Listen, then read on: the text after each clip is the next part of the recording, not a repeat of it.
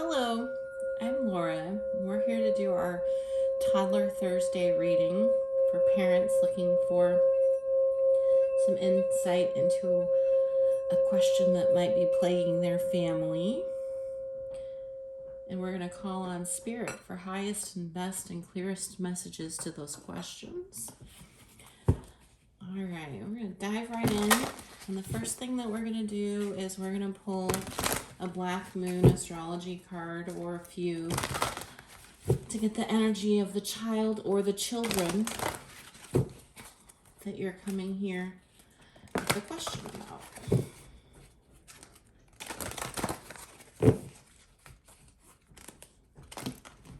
I feel like this is about children, plural.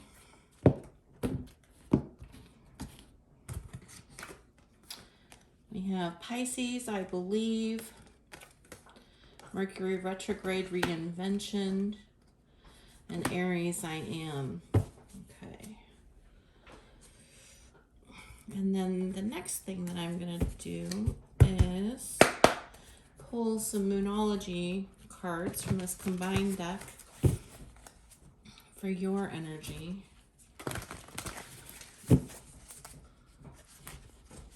Nothing's really coming through around these cards yet. So let's see what comes through. Let me pull Moonology to match.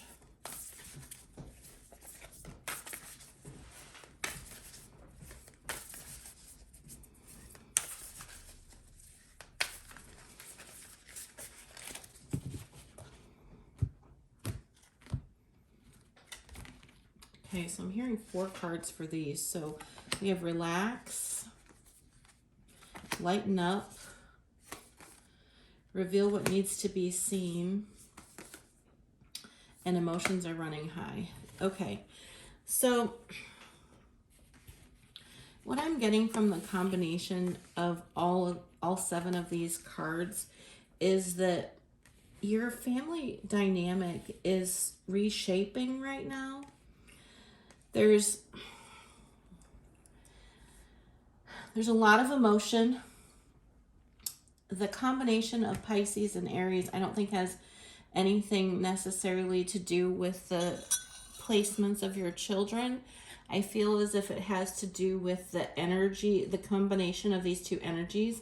And so this is a combination of a lot of energy, a lot of action, a lot of, as an Aries, I hesitate to say, but we can be a little bit dramatic when we're children. And Pisces is super watery. They're the epitome of water. And so I feel like there's this huge, it's like every day is a new drama in your house. Okay, it's starting to come. Okay. You have some children who are going through puberty. And so there's all this, they're learning how to be adults, but they're not adults. They're learning how to navigate their more intense emotions. They're experiencing things and they're reinventing. And you're just at your wit's end as parents. And that's why you're getting this new moon in Cancer, relax, emotions are running high, super moon, reveal what needs to be seen, last quarter moon in Scorpio. And I think this is just telling you that you're here for the right reason. You need to get some insight. Last quarter moon in Leo, lighten up. I don't know if maybe you have been grounding your children or taking away things, but I feel as if you are like restricting things, that you might want to look at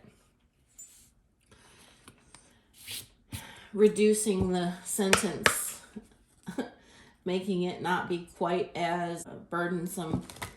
I think that you're not helping them, you're just adding fuel to the fire. I feel honestly like that a conversation would be more beneficial than taking away privileges or electronics or whatever it is that you've tried.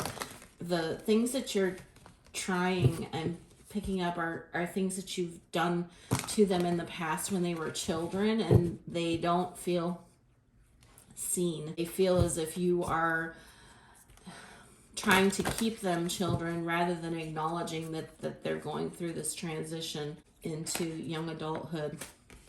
So the first card out is the Rose Elf Revelations. Yeah, the acknowledgement that, you know, they're not babies anymore and that they're growing up, and what that means.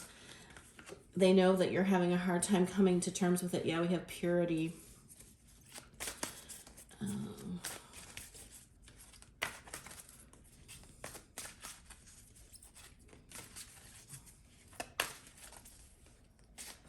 Let's see if we can get a couple more cards.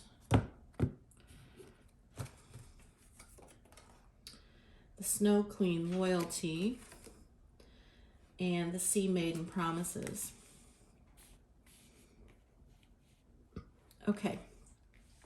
What I'm picking up from this combination of cards is that it probably would really be good to call a family meeting with whichever of your children this involves. So if you have younger ones, they don't need to be involved in the conversation. That would only make the situation worse because they want to be treated with respect in the fact that they are growing up. They don't want to be talked to like little kids anymore. And I understand that they're still children. I understand that they might be, 11, 12, 13. But it's how we handle these transitions with our children that really make a difference in our long-term connection with them as adults. And so we have the Two of Pentacles in reverse. And I really feel as if your children and your family would benefit from having a conversation around new bedtimes, new expectations, new curfews, new...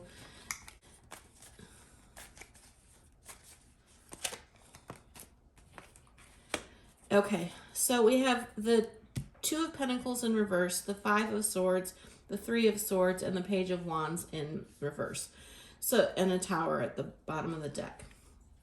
So what's happening right now for your children is, and you might have twins or like multiple births. I don't know if they're all the same age, or two that are Irish twins or whatever, but I feel as if there's at least two children here that are on the brink of teenhood.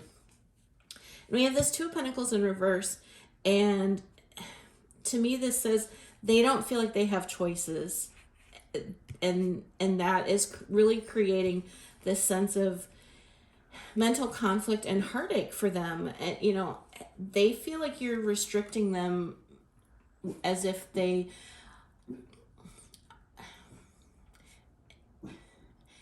aren't mature, as if they aren't able to make good decisions, as if they're children.